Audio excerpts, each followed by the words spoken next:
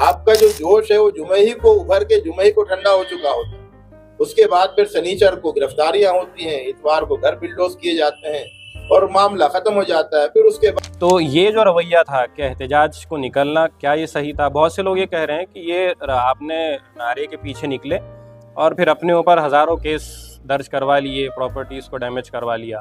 تو ایک تنقید یہ بھی ہے کہ آپ کو نکلنا ہی نہیں چاہیے تھا، آپ کو کچھ اس طرح کی کوئی ایکٹیویٹی نہیں کرنی چاہیے۔ ظاہر ہے کہ جب آپ کہتے ہیں کہ مجھے اللہ کے رسول سے محبت ہے، آئی لو محمد صلی اللہ علیہ وسلم، تو آپ کسی دوسری قوم کے اوپر کوئی اٹیک نہیں کرتے، کسی دوسری قوم کے مذہبی جذبات کو ٹھیس بھی نہیں پہنچاتے، کسی دوسری قوم کی مذہبی شخصیات کے سلسلے میں بھی کچھ نہیں کہتے۔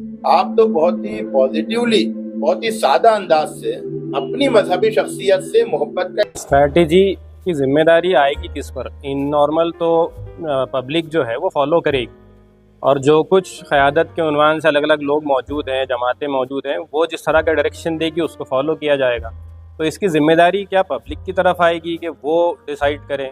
ایسا تو ممکن ہو نہیں پاتا کہ عام لوگ طے کر لیں کہ کیا اسٹریٹجی ہوگی، کیسے چیزیں آگے بڑھیں گی۔ یہ جو مسلمانوں کی کا خاموش رسپانس اس طرح کے مواقع پر، یہ ہرگز کسی بزدلی کا، کسی کمزوری کا نتیجہ نہیں ہونا چاہیے، ورنہ یہ دوسری بہت بڑی خراب علامت ہوگی۔ السلام علیکم ورحمۃ اللہ وبرکاتہ۔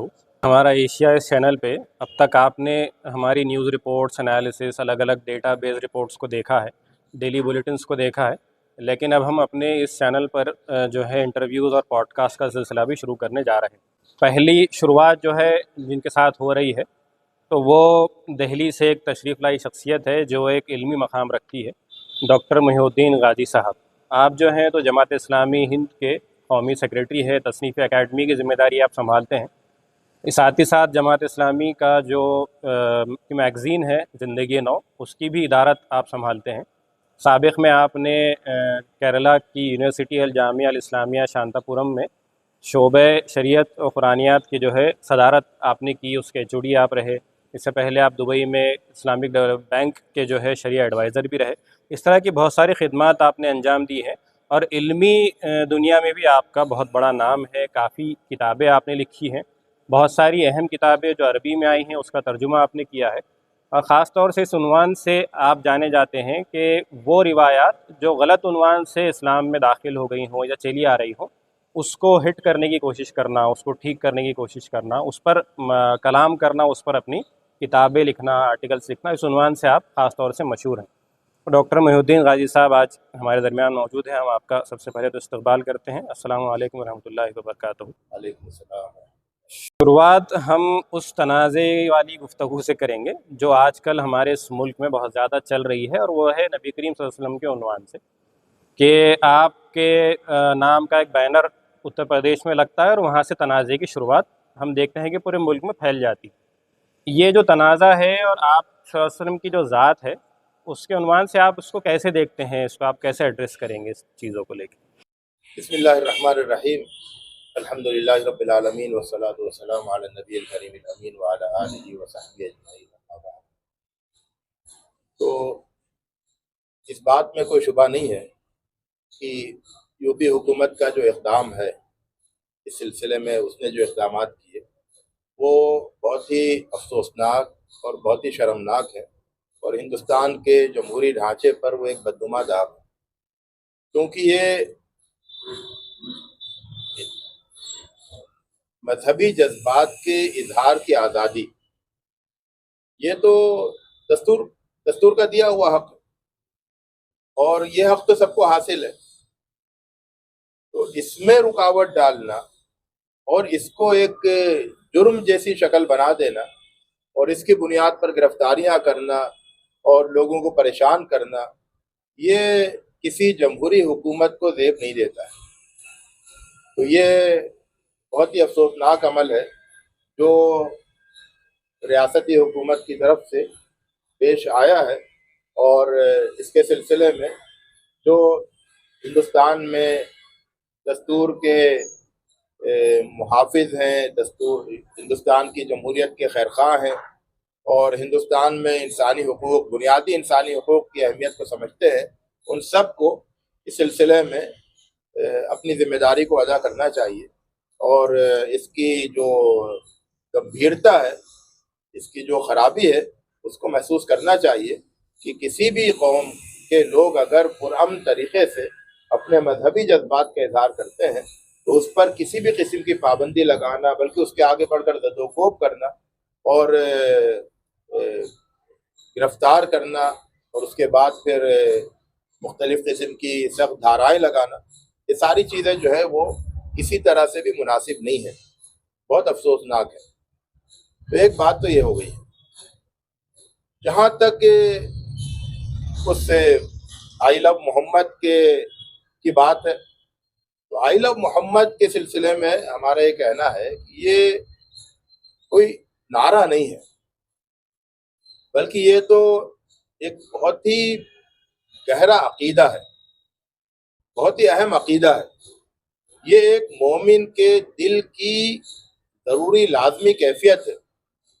کوئی شخص اس وقت تک مومن نہیں ہو سکتا ہے جب تک کہ وہ اللہ کے رسول سے، یعنی اللہ سے اور اللہ کے رسول سے محبت نہیں کرے، اور اللہ کے رسول سے سب سے زیادہ محبت کرے، یعنی سارے انسانوں سے زیادہ وہ اللہ کے رسول سے محبت کرے، یہاں تک کہ حدیث کے مطابق، قرآن کے مطابق، حدیث کے مطابق اپنے والدین، اپنی اولاد سے سب سے زیادہ محبت وہ اللہ کے رسول سے کرے، کیونکہ اللہ کے رسول صلی اللہ علیہ وسلم اللہ کو سب سے زیادہ پسند ہے، اس لیے اللہ کے بندوں کو بھی سب سے زیادہ پسند ہونے چاہیے، اور اللہ کے رسول صلی اللہ علیہ وسلم سارے انسانوں کے محسن ہیں، انہی کے ذریعے سے ایمان کی دولت ملی، انہی کے ذریعے سے ہدایت ملی، تو ان سے تو بے پناہ محبت ہونی چاہیے۔ تو یہ محبت جو ہے، یہ عقیدہ ہے، یہ دل کی ایک ایمانی کیفیت ہے اور ایک بہت بڑی ذمہ داری بھی ہے۔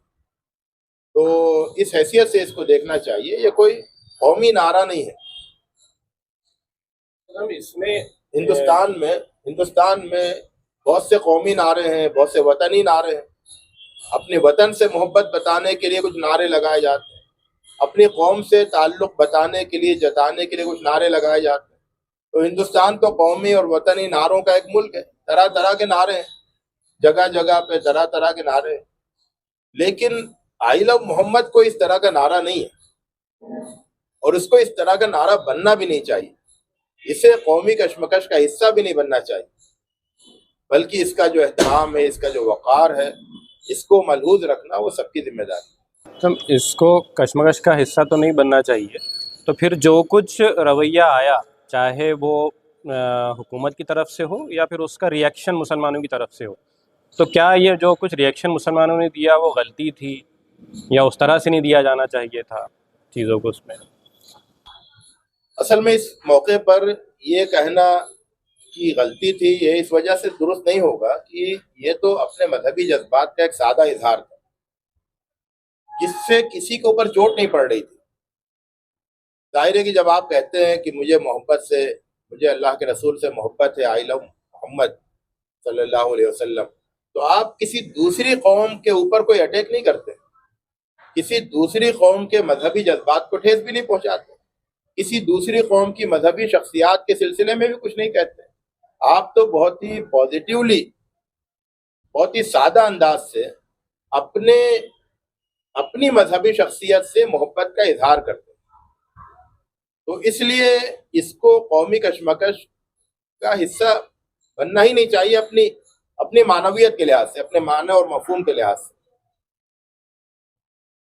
لیکن جہاں تک اس پر جو ریئیکشن آیا سرکاری اداروں کی طرف سے، وہ اس کو قومی کشمکش کا حصہ بتانے والا ہے، یعنی حکومت ایک طرح سے یہ ثابت کرنا چاہ رہی ہے، یہ دکھانا چاہ رہی ہے، یہ جتانا چاہ رہی ہے کہ اس نعرے سے فرقہ واریت بڑھ رہی ہے، قومی کشمکش بڑھ رہی ہے۔ یہ حکومت کی ایک طرح سے غلط بیانی ہے، اس کو غلط انداز سے اس کو پیش کرنا ہے، تو ہم اس پر تنقید کرتے ہیں۔ جہاں تک مسلمانوں کی بات ہے تو مسلمانوں سے ہم یہ کہیں گے کہ اس کو وہ ایک نعرے کے بجائے ایک عقیدے کے طور پر لیں، اور ایک بڑی ذمہ داری کے طور پر لیں کہ اس آئی لو محمد کہنے سے خود مسلمانوں کے اوپر کیا ذمہ داریاں عائد ہوتی ہیں۔ یہ کوئی سادہ سا نعرہ نہیں ہے، یہ بہت ہی بھاری ذمہ داریاں عائد کرنے والا نعرہ ہے کہ جب آپ دنیا کو سناتے ہیں آئی لو محمد، تو پھر آپ کا کردار، آپ کی پہچان، آپ کے اعمال وہ سب اس کے مطابق ہونے چاہیے، اس کی شان کے خلاف نہیں ہونا چاہیے، کیونکہ آئی لو محمد تو بہت اونچی شان والی بات ہے، بہت اونچی شان والی شخصیت سے آپ اپنے آپ کی نسبت بتا رہے ہیں، تو پھر اس کا حق بھی ادا کریے اپنے بہتر کردار کے ذریعے سے، اپنے اعلیٰ اخلاق کے ذریعے سے۔ تو یہ صرف نعرے تک یہ بات محدود نہیں رہے، بلکہ اس سے آگے بڑھ کر ایک بہترین نمونے تک یہ بات پہنچے۔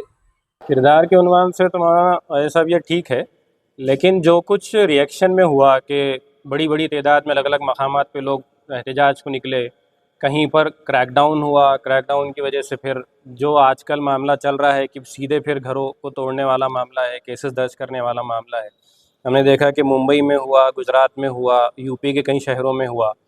تو یہ جو رویہ تھا کہ احتجاج کو نکلنا، کیا یہ صحیح تھا؟ بہت سے لوگ یہ کہہ رہے ہیں کہ یہ آپ نے نعرے کے پیچھے نکلے اور پھر اپنے اوپر ہزاروں کیس درج کروا لیے، پراپرٹیز کو ڈیمیج کروا لیا۔ تو ایک تنقید یہ بھی ہے کہ آپ کو نکلنا ہی نہیں چاہیے تھا، آپ کو کچھ اس طرح کی کوئی ایکٹیویٹی نہیں کرنی چاہیے تھی۔ جہاں تک احتجاج کی بات ہے، یعنی اس سے ہٹ کر میں صرف عمومی طور پر مسلمانوں کا جو احتجاج کے سلسلے میں رویہ ہے وہ میں اس پر گفتگو کرنا چاہوں گا۔ عمومی طور پر وہ یہ ہے مسلمانوں کا رویہ، مسلمانوں کا جو احتجاج ہوتا ہے، یعنی اس کے لیے جو جذبات ان کے ہوتے ہیں جس کی وجہ سے وہ باہر نکلتے ہیں، وہ ابھی تک ان کے اندر میچورٹی نہیں آئی ہے، پختگی نہیں آئی۔ یعنی پہلی بات تو یہ کہ ایک اس سے پہلے ایک سوچا مطلب غور و فکر کے ساتھ ایک سوچی سمجھی منصوبہ بندی نہیں ہوتی کہ ہم کیا کرنا شروع کریں گے اور کہاں تک لے کے جائیں گے، اس کے سنگھائی میل کیا ہوں گے، پہلے ہم کیا کریں گے، پھر ہم کیا کریں گے، پھر ہم کیا کریں گے، یہ سب کچھ نہیں سوچا جاتا ہے۔ دوسرے یہ کہ جو جذبات ہیں وہ جذبات بہت ہی مختصر وقت کے لیے ہوتے ہیں، یعنی جمعے کے دن آپ جلوس نکالتے ہیں، بڑی تعداد میں نکالتے ہیں، اور پھر آپ کو یہ نہیں معلوم ہوتا سنیچر کے دن آپ کو کیا کرنا ہے، اتوار کو آپ کو کیا کرنا ہے۔ آپ کو یہ بھی نہیں معلوم ہوتا ہے کہ اگر آپ کے خلاف پرتشدد کارروائی کی گئی تو آپ کیا کریں گے، آپ کے خلاف قانونی کارروائی کی گئی تو آپ کیا کریں گے۔ اس طرح کی کوئی بات آپ کے سامنے نہیں ہوتی۔ آپ جمعے کو جلوس نکالتے ہیں، سنیچر کو پھر آپ کے خلاف ایف آئی آر ہوتی ہے، آپ خاموش رہتے ہیں، اس کے سلسلے میں کچھ نہیں سوچتے۔ سنیچر کو آپ کے ہاں آ کے گرفتاری ہو جاتی ہے کئی سو لوگوں کی، اس میں بھی آپ خاموشی سے گرفتاری دے دیتے ہیں، اور اس سلسلے میں آپ کے پاس کوئی لاہے عمل نہیں ہوتا۔ اتوار کو آپ کا گھر بلڈوز کرنے کے لیے آتے ہیں، اس وقت بھی آپ کے سامنے کوئی لاہے عمل نہیں ہوتا ہے، گھر بلڈوز کر دیے جاتے ہیں۔ آپ کا جو جوش ہے وہ جمعے ہی کو ابھر کے جمعے ہی کو ٹھنڈا ہو چکا ہوتا ہے، اس کے بعد پھر سنیچر کو گرفتاریاں ہوتی ہیں، اتوار کو گھر بلڈوز کیے جاتے ہیں اور معاملہ ختم ہو جاتا ہے۔ پھر اس کے بعد یہی بچتا ہے کہ جو لوگ گرفتار کیے گئے ان کے گھر والے جو ہیں وہ دوڑ بھاگ کرتے ہیں، اور کسی طرح سے پیسے خرچ کر کے، یہ کر کے، وہ کر کے، پریشانیاں اٹھا کے، اور وہ سب آفتوں سے گزرتے ہیں۔ تو جو لوگ منصوبہ بناتے ہیں احتجاج کا، وہ بہت ہی سطحی فکر کے ساتھ اور بہت ہی مطلب بغیر کسی لاہے عمل کے، بغیر کسی منصوبے کے، بغیر کسی تیاری کے، وہ اس طرح کے احتجاج کے منصوبے بناتے ہیں اور وہ اس کے لیے آواز اٹھاتے ہیں، اور اس کے بعد پھر وہ پردے سے غائب ہو جاتے ہیں، اپنی باقی ذمہ داریوں کو ادا نہیں کرتے۔ تو اس سلسلے میں یعنی یہ تو ایک مستقل مسئلہ ہے، یہ صرف آج کا مسئلہ نہیں ہے، یہ مستقل مسئلہ ہے۔ مختلف مواقع پر یہ کیفیت صورتحال پیش آتی رہی ہے، جگہوں پر، مختلف جگہوں پر، مختلف مواقع پر، اور یہ بہت دنوں سے ہی صورتحال پیش آ رہی ہے کہ کسی واقعے کو لے کر کسی علاقے میں مسلمان احتجاج کے لیے نکلتے ہیں، جو عام طور سے جمعے کے دن ہوتا ہے، اور اس کے بعد پھر وہ اس کا کوئی نتیجہ نہیں نکلتا ہے، اور گرفتاریاں ہوتی ہیں، اور اس کے بعد پھر وہ گھر بلڈوز کیے جاتے ہیں، گھروں کو پر قانونی بندشیں عائد ہوتی ہیں، اور بہت ساری چیزیں ہوتی ہیں، اور جو فائدہ آپ کو مطلوب ہوتا ہے اس سے زیادہ آپ نقصان اٹھاتے ہیں، اور اس کے بعد پھر اس کا کوئی فالو اپ نہیں ہوتا ہے۔ یہاں تک کہ بہت سے مقامات پر تو جو گرفتاریاں ہوتی ہیں پھر ان کی اور ان کے گھر والوں کی خبر گیری تک نہیں ہوتی۔ تو یہ جو صورتحال ہے اس کے سلسلے میں بہت سنجیدگی کے ساتھ غور کرنا چاہیے کہ ہمارا واقعی سوچا سمجھا لائے عمل کیا ہو. احتجاج کرنا آپ کا دستوری حق ہے، دستور آپ کو اس کی اجازت دیتا ہے، ملک کا قانون آپ کو اس کی اجازت دیتا ہے، پرامن احتجاج آپ ضرور کر سکتے ہیں. لیکن جب فسطائی طاقتیں اقتدار میں ہوں اور جب شرپسندوں کے ہاتھوں میں قوت ہو، اور وہ تو اس صورت میں پھر آپ بہت سادگی کے ساتھ آپ یہ نہیں کہہ سکتے ہیں کہ دستور نے ہم کو حق دیا ہم استعمال کریں گے، بلکہ پھر آپ کو یہ طے کرنا پڑے گا کہ اب اس حق کو استعمال کرنے کے لیے ہماری پوری مکمل اسٹریٹجی اور پوری منصوبہ بندی کیا ہو، یہ آپ کو سوچنا پڑے گا. تو جہاں پر ٹریفک رولز سب لوگ ٹریفک رولز کی سب پابندی کر رہے ہیں، وہاں تو آپ کہیں گے کہ جب گرین سگنل ہے تو میں نکلوں گا، ادھر ادھر کیوں دیکھوں گا، میں گرین سگنل ہو گیا میں چلا جاؤں گا. لیکن جہاں پر دوسرے لوگ ٹریفک کو کے سگنل توڑنے والے ہوں اور رولز کو وائلیٹ کرنے والے ہوں، وہاں آپ یہ تو نہیں کہہ سکتے کہ میں چوراہے پہ پہنچا، ہرا سگنل تھا، میں ادھر ادھر دیکھے بغیر سیدھے نکل گیا. نہیں، آپ کو تو پھر ادھر ادھر دیکھنا پڑے گا، اور جو رانگ سائڈ سے آ رہے ہیں ان سے بھی بچنا ہوگا. تو جہاں پر رانگ سائڈ سے آنے والے بہت سے لوگ ہوں، وہاں پر رانگ سائڈ سے بچنا بھی آپ کی ذمہ داری، رانگ سائڈ پہ آنے والوں سے بچنا بھی آپ کی ذمہ داری ہوتی ہے. آپ یہ نہیں کہہ سکتے ہیں کہ میں تو صحیح لائن پہ چل رہا تھا، میں صحیح سائڈ پہ چل رہا تھا، یہ کہنا کافی نہیں ہوگا، بلکہ آپ غلط سائڈ پہ چلنے والوں سے بچ کتنا رہے تھے اور اس کے لیے آپ نے کیا سوچا کیا کیا، کیونکہ آپ کی جان خطرے میں ہے نا. آپ یہ کہہ رہے ہیں کہ مجھے تو گرین سگنل ہے، مجھے سیدھے جانے کا حق ہے، لیکن آپ یہ بھی تو دیکھیں کہ اس کے نتیجے میں آپ کی گاڑی کا ڈیمیج ہو رہا ہے، آپ کی جان خطرے میں پڑ رہی ہے، آپ کو زخم آ رہے ہیں، اور آپ صرف یہ کہہ رہے ہیں کہ نہیں گرین سگنل ہے میں جا سکتا ہوں. تو اس لیے جہاں پر مختلف قومیں ہیں اور وہاں پر کشمکش کے جذبات بھی ہوں، منافرت بھی پھیلائی جا رہی ہو، اور فسطائی قوتوں کے ہاتھوں میں اقتدار اور قانون ہو، تو وہاں پر سادگی سے کام نہیں چلتا ہے، سمپلسٹی کافی نہیں ہوتی ہے، وہاں پر اسٹریٹجی بہت ضروری ہوتی ہے اور سمجھداری بہت ضروری ہوتی ہے. اب اسٹریٹجی کی ذمہ داری آئے گی کس پر؟ ان نارمل تو پبلک جو ہے وہ فالو کرے گی، اور جو کچھ قیادت کے عنوان سے الگ الگ لوگ موجود ہیں، جماعتیں موجود ہیں، وہ جس طرح کا ڈائریکشن دے گی اس کو فالو کیا جائے گا. تو اس کی ذمہ داری کیا پبلک کی طرف آئے گی کہ وہ ڈیسائیڈ کریں؟ ایسا تو ممکن ہو نہیں پاتا کہ عام لوگ طے کر لیں کہ کیا اسٹریٹجی ہوگی، کیسے چیزیں آگے بڑھیں گی. اس میں دیکھیے ذمہ داری دو لیول پر ہے. ایک تو ملکی سطح پر ملت کی جو قیادت ہے، وہ یہ جو کہ مستقل مسائل ہے، احتجاج کا مسئلہ، اس کے نتائج کا مسئلہ، تو اس کے سلسلے میں مرکزی سطح پر ملی قیادتیں وہ بھی غور کریں، سوچیں، دیکھیں. پہلی بات تو یہ ہے. ریاستی سطح پر بھی ملی قیادتیں اس کے سلسلے میں سوچیں، منصوبہ بنائیں، پروگرام بنائیں، اسٹریٹجی بنائیں، لوگوں کے اندر اویئرنیس پیدا کریں. ایک لیول تو یہ ہے، لیکن ایک دوسرا لیول بھی ہے، اور وہ ہے لوکل سطح پر. اصل میں یہ جو ہے نا، ہندوستان بہت بڑا ملک ہے اور بہت بڑی آبادی والا ہے. تو ہندوستان میں ایک ضلع دنیا کے دوسرے علاقوں کے ایک ملک کے برابر ہے. تو ایک ضلع کی آبادی بہت بڑی ہوتی ہے، اور بہت سے ضلعوں میں خود مسلم آبادی بہت بڑی ہوتی ہے. تو ضرورت اس بات کی ہے کہ ہر ضلع پر ایک باشعور قیادت ہو، ہر ضلع کی سطح پر، جو اس ضلع کے مسلمانوں کے مختلف مواقع پر کیا رسپانس ہو، کیا رد عمل ہو، ان کے سلسلے میں وہ اس کے پاس اسٹریٹجی ہو، اس کے پاس غور و فکر ہو، اس کے پاس منصوبہ ہو. یہ بہت ضروری ہے. جو ضلع کی سطح پر قیادت ہوگی وہ ضلع کے حالات کو زیادہ اچھی طرح سمجھے گی، اس ضلع کے جو امکانات ہیں ان کو اچھی طرح سمجھے گی.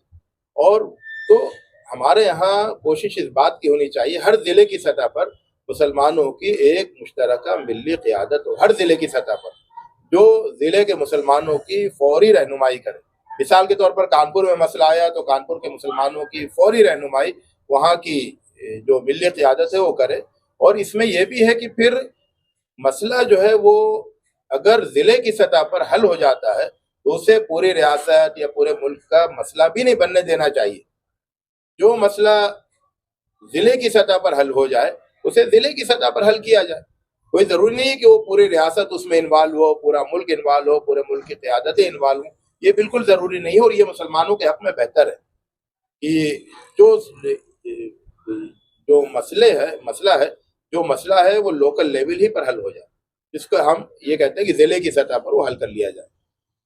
تو یہ ایک بہت بڑا کام ہے جو ابھی تک نہیں ہوا ہے. مسلمانوں نے آزادی کے بعد سے ابھی تک ملی قیادت کی تشکیل کا کام نہیں کیا ہے. ملی قیادت ملکی سطح پر، ریاستی سطح پر تو رہی ہے، لیکن ذیلی سطح پر ملی قیادت کی تشکیل جو ہے اب تک نہیں ہو سکی ہے.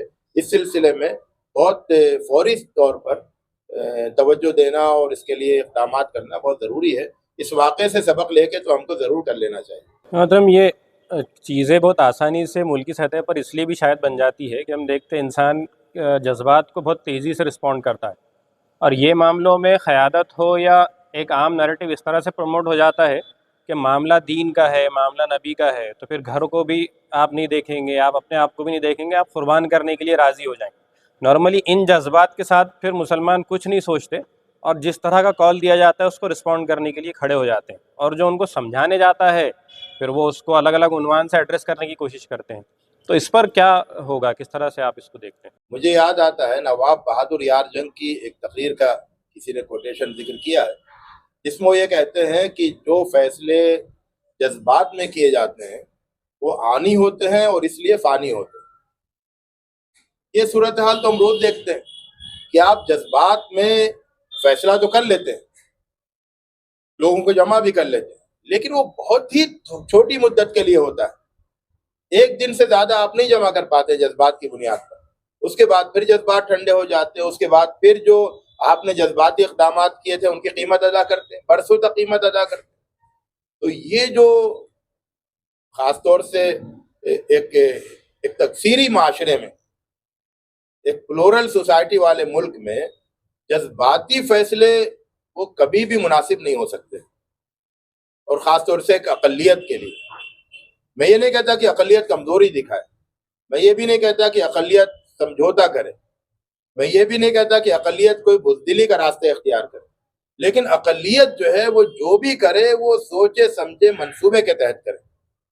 اس کا اپنا منصوبہ ہو، اس کی اپنی اسٹریٹجی ہو، اور اس کی اپنی ترجیحات ہوں، اس کا اپنا سوچا سمجھا رسپانس ہو. یہ ہونا ضروری ہے. یہ کہ کیونکہ کئی بار ایسا ہوتا ہے، اور اس مسئلے میں بھی اس بات کے امکانات بعض لوگ بتا رہے ہیں، بعض تجزیہ کار، کی ماحول ایسا بنا دیا جاتا ہے کہ جس میں آپ کی طرف سے جذباتی ریئیکشن سامنے آئے، جذباتی رسپانس سامنے آئے، اور اس کا فائدہ جو ہے وہ جو اس ملک کی جو فسطائی قوتیں ہیں اور جو مسلمانوں کے جذباتی رد عمل سے فائدہ اٹھانا چاہتی ہیں وہ اس سے فائدہ اٹھائیں. تو مسلمانوں کو دوسروں کا جذباتی اعلی کار نہیں بننا ہے، یہ ان کے لیے بہت خطرناک ہے. اور صحیح بات یہ ہے، میں آپ کو کے سامنے بات اپنا تجزیہ رکھنا چاہتا ہوں کہ پہلے کے مقابلے میں اس سلسلے میں مسلمانوں کے اندر بہت زیادہ میچورٹی آئی ہے. عوامی سطح پر، بڑی سطح پر، ماس لیول پر مسلمان اب پہلے کی طرح سے بہت زیادہ جذباتی رسپانس نہیں کرتے ہیں.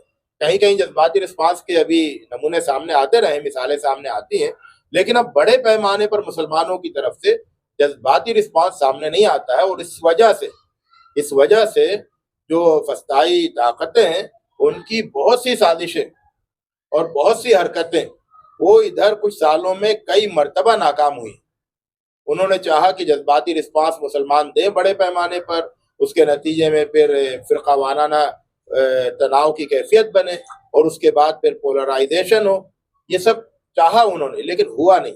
خود اس موقع پر نہیں ہوا. اس موقع پر نہیں ہوا کیونکہ مسلمانوں نے اس کا موقع ہی نہیں دیا اور بہت سمجھداری کا ثبوت دیا، اور اس کے نتیجے میں انہوں نے کچھ کھویا نہیں، کوئی نقصان نہیں اٹھایا، بلکہ اپنے آپ کو بہت بڑے بڑے نقصانوں سے بچایا. خاص طور سے جب کوئی کسی علاقے کے الیکشن قریب آتے ہیں، ریاستی الیکشن یا ملکی سطح کے الیکشن، تب تو اس بات کے مواقع بہت زیادہ بڑھ جاتے ہیں، اور اس بات کی پوری کوشش کی جاتی ہے کہ کچھ ایسے حالات پیدا کیے جائیں جس کی وجہ سے مسلمانوں کی طرف سے کچھ جذباتی رد عمل سامنے آئے، جس کے نتیجے میں جو ہے بڑے پیمانے پر فرقہ وارانہ تناؤ پیدا ہو، اور اس کے نتیجے میں جو ہے پولرائزیشن ہو، ووٹ بینک بڑے فسطائی قوتوں کا. لیکن مسلمانوں نے ادھر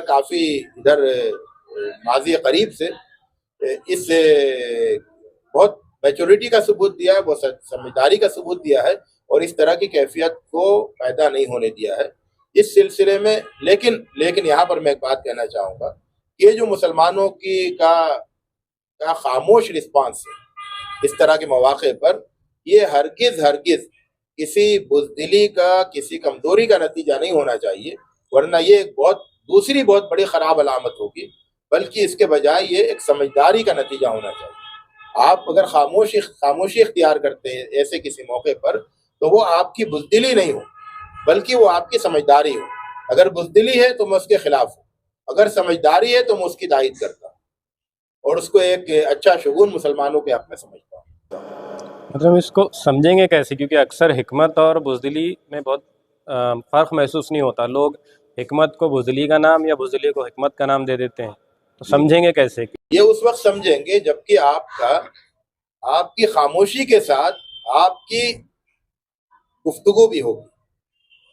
یعنی اگر آپ کی خاموشی سے نہیں سمجھا جا سکے تو خاموشی کے شانہ بشانہ، خاموشی کے ساتھ ساتھ آپ کی جو گفتگو ہوگی وہ اس کو سمجھائے۔ مثال کے طور پر اس موقع پر جبکہ آئل آف محمد کو ایشو بنایا گیا اور مسلمانوں نے خاموشی اختیار کی بڑے پیمانے پر اس ایشو پر، تو اس وقت پھر مسلمانوں کو یہ بھی کرنا چاہیے تھا کہ اب چونکہ آئل آف محمد کا ایشو اٹھا ہوا ہے، لوگوں کی توجہ اس طرف، اس لیے پھر اللہ کے رسول صلی اللہ علیہ وسلم کا جو حقیقی کردار ہے وہ پوری قوت کے ساتھ لوگوں کے سامنے لائیں، یعنی چینل بدل دیں، ایجنڈا بدل دیں۔ ایجنڈا تو وہ ہے، اس پر وہ رسپانس چاہتے ہیں، لیکن آپ کا اپنا ایک سوچا سمجھا رسپانس الگ ہو، جو جذباتی بھی نہیں ہو بلکہ جو بہت زیادہ اور اقدامی بھی ہو، لیکن وہ اپنی صحیح سمت میں ہو۔ تو اب آئل آف محمد کے اوپر گفتگو چھڑی تو آپ بتائیے پوری دنیا کو، بڑے پیمانے پر بتائیے ملک کی ساری آبادی کو کہ محمد صلی اللہ علیہ وسلم تو مطلب یہ کہ محمد صلی اللہ علیہ وسلم کی شخصیت، محمد صلی اللہ علیہ وسلم کی ہستی، محمد صلی اللہ علیہ وسلم کے انسانیت پر احسانات، ان کا تقاضا تو یہ کہ سارے لوگ محبت کریں، سارے لوگوں کے وہ محبوب ہوں، سارے لوگوں کے لیے وہ رحمت ہے۔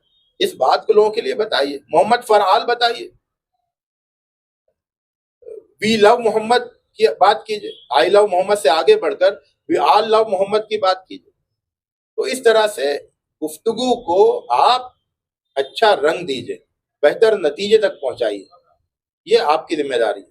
اور اس کا مطلب یہ ہوتا ہے کہ آپ سمجھداری کے راستے پر چل رہے، بزدلی کے راستے پر نہیں چل رہے۔ لیکن اگر آپ نے صرف خاموشی اختیار کی تو اس کا مطلب یہ ہے کہ آپ، اس کا اندیشہ ہے کہ آپ بزدلی کا راستہ اختیار کریں۔ یہ تو ایک نیشنل ایشو تھا، ایک اور ایشو جو ریسنٹلی کہیں نہ کہیں کچھ حد تک ریزالو ہوا ہے، وقتی طور پر کہیے، جو غزہ کا معاملہ ہے، اور ہم نے پہلی مرتبہ اتنے سالوں میں یہ 2 سال کے تنازع کے معاملے میں دیکھا کہ خود مسلمان بھی جو ہے آپس میں اس کے نظریے کو لے کر بہت کھل کر بٹے ہوئے نظر آئے، کہ ایک لمبے اسٹرگل کو اب انہوں نے یہ نام دینا شروع کیا کہ یہ سب ختم ہونا چاہیے، یا آپ کتنی جانیں اور دیں گے، یا آپ جہاد کے نام پہ یا ملک کو بچانے کے نام پہ کتنے بچوں کو اور ضائع کر دیں گے۔ تو ہم نے غزہ کے لوگوں کے خلاف بھی کئی مسلمانوں کو بات کرتے ہوئے دیکھا، اور جو کچھ سلسلہ یہ 2 سالوں میں چلا، جس طرح کا رویہ غزہ کے لوگوں نے اپنایا، اس پر بھی تنقیدیں دیکھی۔ تو اس کو آپ کس طرح سے دیکھتے ہیں یا کیسے ایڈریس کرتے ہیں؟ اصل میں اس وقت ایک بہت بڑی لڑائی جو ہے نیریٹو کی لڑائی ہوتی ہے۔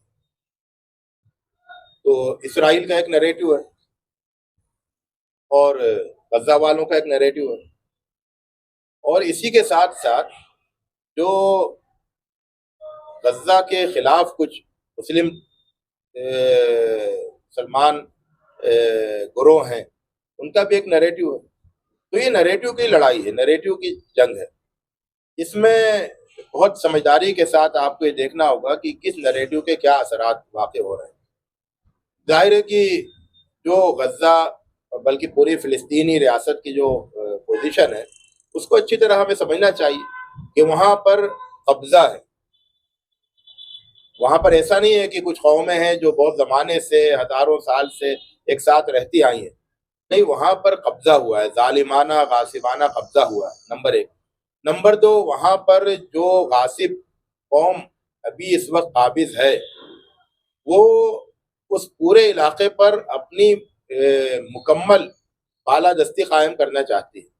اس کا ایک گریٹر اسرائیل کا ایک تصور ہے. اس کے لیے اس کے سامنے یہ بات کافی نہیں ہے کہ آپ خاموش ہو جائیں تو وہ رک جائے گی، بلکہ وہ تو بہت بڑے خطے کو اپنے قبضے میں کرنے کا ارادہ رکھتے ہیں، اور اس خطے میں سے ہر فرد کو وہاں سے کھرچ کے نکال دینے کا ارادہ رکھتے ہیں. تو ایسے ارادے، اور اس کا اظہار کرتے ہیں، یو این او تک میں اظہار کرتے ہیں. تو ایسے توسیع پسندانہ، ایسے غاصبانہ، مہلک قسم کے، تباہ کن قسم کے مقاصد رکھنے والی قوم کے سلسلے میں اگر یہ خوش فہمی کی کہی جائے کہ اگر آپ خاموش ہو جائیں گے تو وہ بھی خاموش ہو جائیں گے، وہ بھی کچھ نہیں کریں گے، تو یہ تو بہت بڑی نادانی کی بات ہے. بہت ہی، یا تو یہ کھلی ہوئی نادانی ہے، کھلی ہوئی حماقت ہے، یا پھر یہ کوئی بہت بڑی گہری سازش ہے جس میں مسلمانوں کو پھنسایا جا رہا ہے. حقیقت یہ ہے کہ یہ اسرائیل کا وہاں پر وجود وہ اس پورے خطے کے لیے ایک مستقل خطرہ ہے. وہ لوگ جو اسرائیل سے دوستی کا ہاتھ ملائیں گے ان کے لیے بھی خطرہ ہے، جو مزاحمت کریں گے ان کے لیے تو خطرہ ہے ہی، جو اسرائیل سے دوستی کا ہاتھ ملائیں گے ان کے لیے بھی خطرہ ہے، کیونکہ بالآخر ان کا جو مقصد ہے وہ تو گریٹر اسرائیل کا ہے جس میں بہت بڑا علاقہ آتا ہے. تو ایسی صورتحال میں یہ بہت ہی نادانی کی بات ہے کہ ہم یہ کہیں کہ اگر وہ لوگ اپنی جدوجہد کو روک دیں گے تو پھر گویا کہ سب کچھ ٹھیک ہو جائے گا. یہ بہت ہی غلط بات ہے، اور یہ بات جو ہے، یہ اگر مسلمانوں میں سے کوئی کہتا ہے تو یہ اسلام اور مسلمانوں کے حق میں کھلی ہوئی خیانت ہے. اس میں تو دو اپوزٹ نیریٹو جو سننے میں آتے ہیں. ایک تو یہ کہا جاتا ہے کہ بھئی غزہ کے لوگ اس قابل اب نہیں ہیں کہ وہ لڑ سکیں، اس لیے کہ صرف اپنی موت کے علاوہ ان کو اور کچھ نہیں مل رہا ہے، تو وہ سمپلی یہ کرے کہ ان کے اطراف 57-58 مسلم ممالک ہیں اور وہ مسلم ممالک اپنا ہاتھ آگے بڑھائے اور ان کو اڈاپٹ کر لیں، مطلب سیدھا سیدھا غزہ کو خالی کر دیں. اور اس کا ایک دوسرا سائیڈ یہ ہے کہ غزہ اپنے آپ کی لڑائی نہیں لڑ رہا ہے، بیسیکلی وہ دروازہ بنا ہوا ہے تمام مسلم ممالک کے لیے. اگر وہ دروازہ ٹوٹ جائے گا تو پھر وہ دوسرے ممالک کے لیے پھر وہ جنگ اوپن ہو جائے گی. تو یہ دو چیزوں میں کیا نہیں، آپ دیکھیے نا، اسرائیل کا اس وقت اسرائیل کی لڑائی صرف غزہ سے تو نہیں. اسرائیل ویسٹ بینک میں کیا کر رہا ہے؟ اتنا زیادہ اس نے ویسٹ بینک میں قبضہ کر لیا ہے. اسی طرح اسرائیل جو ہے وہ سیریا میں کیا کر رہا ہے؟ سیریا میں کتنی دور تک اس نے قبضہ کر لیا، لبنان میں کتنی دور تک اس نے قبضہ کر لیا. اس کے روزانہ وہ بمباری کرتا ہے، سیریا پہ بمباری کرتا ہے، لبنان پہ بمباری کرتا ہے. وہ یہ ویسٹ بینک میں روزانہ وہ آگے بڑھ رہا ہے اور وہاں کے لوگوں کو جو ہے وہ ظلم و ستم کا نشانہ بنا رہا ہے. تو یہ مسئلہ صرف غزہ کا ہے ہی نہیں، یہ مسئلہ تو پورے عالم اسلام کا ہے. اور غزہ کی خوبی یہ ہے کہ غزہ والے ڈٹ کے روک رہے ہیں اس طوفان بلاخیز کو غزہ والے روک رہے ہیں، اور روکنے میں اب تک کامیاب ہے. جو لوگ یہ کہتے ہیں کہ غزہ والے محض مر رہے ہیں وہ بات غلط کہہ رہے ہیں. غزہ والے تو روکے ہوئے ہیں طوفان کو، اور طوفان کو روکنے میں وہ اپنی بہت بڑی قربانیاں دے رہے ہیں، ہم سب کی طرف سے قربانی دے رہے ہیں. تو غزہ تو بہت بڑا کردار ادا کر رہا ہے. اور جہاں تک باقی ملکوں کی بات ہے تو یہ بہت افسوس کی بات ہے کہ وہ اس سلسلے میں کوئی بھی ذمہ داری کا ثبوت نہیں دے رہا، کسی بھی قسم کی ذمہ داری کا ثبوت نہیں دے رہا، یہاں تک کہ وہ اپنے عوام کو اسرائیل کے خلاف احتجاج کرنے تک کا موقع نہیں دے رہے. تو یہ چیز بہت ان کے سلسلے میں افسوسناک ہے. ہاں نا، یہ جو رویہ آپ نے خود جس کا ذکر کیا کہ بہت کھل کر اب تو اس 2 سالوں میں چیزیں سامنے آئی کہ چاہے وہ لبنان پر اٹیک ہو، قطر پر ہو، اس طرح کی چیزیں بہت کھل کر سامنے نظر آئی. اس کے بعد بھی اگر کچھ لوگ یہ کہتے ہیں کہ یہ مسئلہ وہیں تک کا ہے اور وہ لوگ اگر خاموش ہو جائے تو معاملہ ختم ہو جائے گا، ہینڈ اوور کر دیں بچی کچی زمین، تو اتنا کھلا طور پہ سامنے دیکھنے کے بعد بھی یہ رائے رکھنا، یہ کیا چیز اسی میں آنکھوں میں دھول جھونکنے والی بات ہے، آنکھوں میں دھول جھونکنے والی بات ہے، سفید جھوٹ بولنے والی بات ہے. کسی بھی طرح سے درست نہیں ہے یہ بات. لیکن یہ ہے کہ جھوٹ کو اتنی بار بولو، اتنی زور سے بولو، اتنی کثرت سے بولو کہ وہ لوگوں کو سچ لگنے لگے. تو یہ پالیسی ہے، ورنہ تو کھلا ہوا بہت بیتکی بات ہے، اور پورے حالات جو ہیں اس کے خلاف گواہی دے رہے ہیں۔ اور اس پوری جنگ میں ایک نام ایران کا آتا ہے، ایران کا جو کچھ رول رہا اس کو آپ کیا نظریے سے دیکھتے ہیں؟ یا یہاں پر بھی جو معاملہ مسلمانوں کا وہ آ جاتا ہے کہ جب ایران کے رویے کو پھر شیعہ والا اینگل دینے کی کوشش ہوگی، یا اس کے اپنے کچھ مقاصد کے طور پہ پیش کرنے والی بات ہوتی ہے؟ دیکھیے، ایران کے اپنے مقاصد ہیں یا نہیں ہیں اس سے قطع نظر، اصل بات یہ ہے کہ ہمیں اس سلسلے میں جو اصل پارٹی ہے، مین پارٹی، اس کی رائے کو اہمیت دینی چاہیے۔ جب تک غزہ کے لوگ ایران کے سپورٹ کو اپریشیٹ کر رہے ہیں، جب تک ہم بھی اپریشیٹ کریں گے۔ یہ کون سی بات ہوئی کہ غزہ والے جو ہیں وہ تو ان کے رول کو اپریشیٹ کریں اور ہم ان کے رول کے اوپر سوالات اٹھائیں؟ تو یہ تو بہت ناسمجھی کی بات ہے۔ تو جو بالکل مین پارٹی ہے مسئلے کی، جو اصل محاذ پر ہے، اس کی رائے اہمیت رکھتی ہے، اور اس کی رائے جو ہے وہ ہماری رائے ہو۔ آخری سوال صرف یہ رہے گا، ان تمام چیزوں کو دیکھتے ہوئے جو ابھی ہم نے ملک کے عنوان سے اور یہ تمام اس میں کہ ہم دیکھ رہے ہیں اوور آل شر کو بہت زیادہ ہم پھیلا ہوا دیکھتے ہیں، وہ حکومتی انداز میں بھی ہے، میڈیا کے نیریٹو کے انداز میں بھی ہے۔ اس شر سے جو ہے ہم کو کس طرح خیر نکالنے کی یا خیر کو پھیلانے کی کوشش کرنی چاہیے؟ بس یہ ایک آخری سوال آپ سے رہے تو شر اور خیر کی کشمکش تو دنیا میں ہمیشہ سے جاری ہے، اور خیر پسندوں کا امتحان زیادہ سخت ہوتا ہے کہ وہ اپنی خیر پسندی میں کہاں تک صادق ہیں، کہاں تک سچے ہیں۔ تو اس لیے ان کو زیادہ سخت حالات کا سامنا کرنا پڑتا ہے، ان کو زیادہ بڑے چیلنج فیس کرنا ہوتا ہے۔ تو بہرحال مایوس نہیں ہونا ہے، یہ اللہ کی کائنات ہے، اللہ کی بنائی ہوئی ہے، اور اللہ تعالیٰ اس کائنات کو یا اس زمین کو وہ کبھی شر محض نہیں ہونے دے گا، کبھی اس پر شر کا مطلق غلبہ وہ اللہ تعالیٰ کبھی گوارا نہیں کرے گا۔ اور اللہ تعالیٰ کا یہ قانون ہے کہ وہ زمین پر ظلم کو بہت دنوں تک جاری نہیں رہنے دیتا ہے۔ تو انسانوں کے امتحان کا ایک حصہ ہے، اس کی وجہ سے ظالم کو ظلم کرنے کا موقع ملتا ہے، لیکن بہرحال وہ ایک حد تک ہوتا ہے اور اس کے بعد پھر اس کا خاتمہ ہو جاتا ہے۔ تو ظلم کا خاتمہ اس سے پہلے بھی ہوتا رہا ہے اور آئندہ بھی ہوتا رہے گا، اور خیر اور شر میں کشمکش آج بھی رہی ہے، پہلے بھی رہی ہے، آج بھی ہے، اور آئندہ بھی ہوتی رہے گی۔ تو اس میں مایوس ہونے کی کوئی بھی بات نہیں ہے۔ اصل یہ ہے کہ ہمارا کیا رول ہے، ہم اس رول کو پہچانیں۔ خیر کے ہاتھ ساتھ کھڑا ہونا، خیر کی آواز کو طاقتور بنانا، یہ ہماری سب سے بڑی ذمہ داری ہے۔ شر کو کمزور کرنا، شر کی آواز کو کمزور کرنا، دبانا، یہ ہماری سب سے بڑی ذمہ داری ہے، اور اس ذمہ داری کا ہمارا امتحان ہے۔